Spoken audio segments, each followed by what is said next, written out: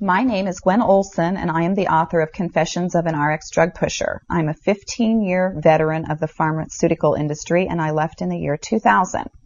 And what I would like to do today is I would like to dispel the myth that the pharmaceutical industry is in the business of health and healing.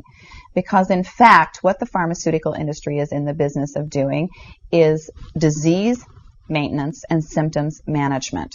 They are not in the business to cure cancer, to cure Alzheimer's, to cure heart disease, because if they were, they would be in the business of putting themselves out of business, and that in fact doesn't make sense. I don't want people thinking that I am a conspiracy theorist, because in fact there is no theory behind what I'm telling you. It's all provable. And what I'm saying is provable is that the pharmaceutical industry doesn't want to cure people. You need to understand, specifically when we're talking about psychiatric drugs in particular, that these are drugs that encourage people to remain customers of the pharmaceutical industry.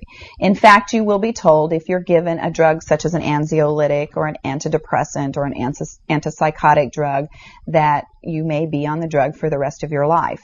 And very frequently people find that they are on the drugs for a very long period of time, if not permanently, because they're almost impossible to get off of. Some of them can have very serious withdrawal symptoms, and most of them can have extremely serious withdrawal symptoms if they're stopped cold turkey, but some people even experience withdrawal symptoms when they try to titrate or they try to eliminate the drug little by little, day after day. So it's really important to understand the motivation behind all of the current maintenance drugs that are on the market, even, for example, drugs such as cholesterol-lowering drugs. And what we are in fact finding now is that cholesterol drugs are lowering cholesterol excessively and causing other disease states as a consequence. So you need to be careful about trying to take drugs in order to remain healthy, because you're never going to have anyone come to you and tell you that the drugs are always tried against a placebo in clinical trials. What a placebo is a sugar pill. And in fact, many drugs are not found to be much more efficacious than the sugar pill. And in a case in point actually is the recent clinical trials that were released in the meta-analysis that came out of the UK on antidepressants, on the newer SSRI, selective serotonin reuptake inhibitor antidepressants. And what was found was the information that activists and other researchers have known for decades, was that antidepressants are no more effective than placebo, no more effective than sugar pills.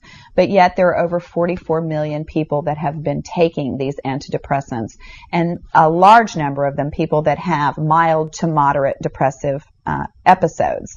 In fact, they prove that the antidepressants were not effective in anyone with the exception of some of the most severely depressed patients. And I can tell you from personal experience that there are a number of things that depressed patients can do to improve their mental status aside from drugs that are quite effective and in fact more effective than placebo. Another recent study that was released showed that exercise was in fact more effective than either placebo or the antidepressant drug that they were compared to. But just like Bill Maher said in his show, we're never going to hear any ads on television that are sponsored by anybody saying, the New England Journal just announced that exercise is twice as effective as antidepressants in curing depression. Ask your doctor if getting your butt off the couch is right for you. You're never going to get that kind of good information, fair, balanced information, as long as pharma is funding the major TV stations, the advertising that supports those television stations, the major journals, and all of the advertising that supports the major journals. You just have to be commonsensical people and understand that the pharmaceutical industry makes 5 to 6 times the amount of money as any of the other Fortune 500 companies in the United States of America. They are not going to easily or readily give up that income. And we are, in fact, considered a human commodity. Our loved ones, our children, our elderly are considered cash cows that are preyed upon by pharmaceutical reps such as myself, who are encouraged to go in and build market shares without thinking about the consequences to patients, without knowing the misinformation that they are distributing, without being aware that the clinical data has been contrived, or that the patient populations have been cherry-picked, or that the side effects have been minimized and reported in such a manner that it doesn't present the information correctly. I spent 15 years in this industry. I was one of the best, but I'm here to tell you that the industry has run amok, that we are at a severe crossroads in this nation, and that we have got to take our power back, and we have got to start making the pharmaceutical industry accountable for their actions and for the defective products that they're putting on the market.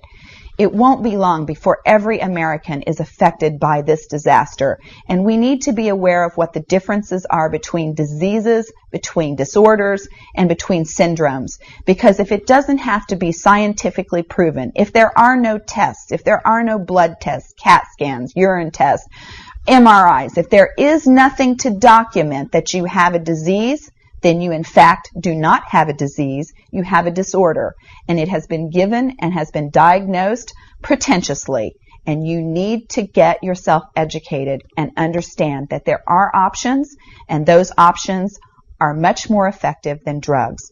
You need to look into the nutritional aspects of your diet and your lifestyle aspects. Are you exercising? Are you taking care of yourself in the ways that you need to be proactive about your health?